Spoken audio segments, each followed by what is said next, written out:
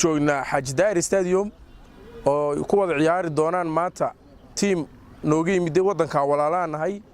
kilinka shanaad gaar ahaan Jigjiga teamka magaciisa waxa la yiraahdaa Midnimo waxa la ciyaari doonaan team kamida teamamka gobolka Awdal gaar ahaan magaalada Boorama oo la yiraahdo runtii waxa nii rajeenayaa inay noqoto ciyaar isdhexgal oo qurux badan oo dadka daawanayna soo jiita waxa ka dhacaysa ciyaar saaxiibtinimo oo inaga timiday koox teamka Jigjiga oo la yiraahdo Midnimo labada team saadarkaysan waxa kala hogaaminaya labadii namood xun ciyaar fiican baan sugaynaa wax يعني soo dhaweyntooduna anaga way aad bay noogu qaali tahay insha Allah iyaguna waa loo tagi doonaa ciyaar wanaagsan baan leeyahay labada team Midnimo iyo team iyo kooxdani martida noo ah Midnimo ee Jigjiga nooga timiday runtii aad ban u soo dhaweynaynaa aanan ugu faraxsanahay iyagoo walaalahay ah inay noogu yimaadaan degmada Boorama waxaan leenahay degmadu waa degmadiinii mar walbana diyaar ayay idin tahay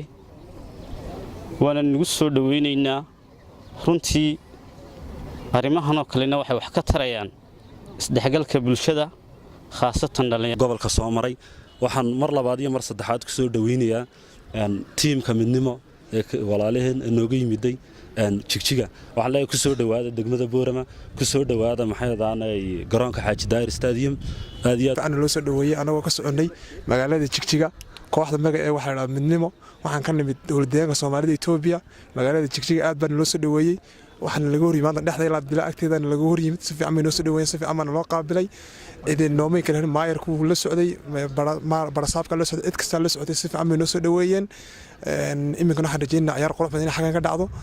dhammaan bahda reer Awdal Sportiga waxaan leenahay abaalka noo gasheen anaga nagu leedihiin taanoona inta in leeg waan gudi doonaa abaalka mar aan gudnaba Boorama waxaan rajeynayaa in aan Jigjiga si la ugu soo dhaweyno kooxda xaas inta wixii ka dambaysa waxa weeyaan maanta horta waa maash taariikhiya waa maash weyn waxaan weeyaan waxa ka mid tahay maanta in Jigjiga ama kaliya ka shanaad laga yimaado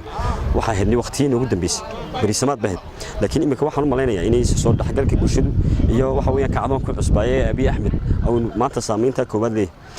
garoonka Xaaji Stadium waxa ku ciyaari jireen Bohol ilaa iyo Boorama laakiin inay ilaa kaliya shanaad oo lagu ciyaaro waxa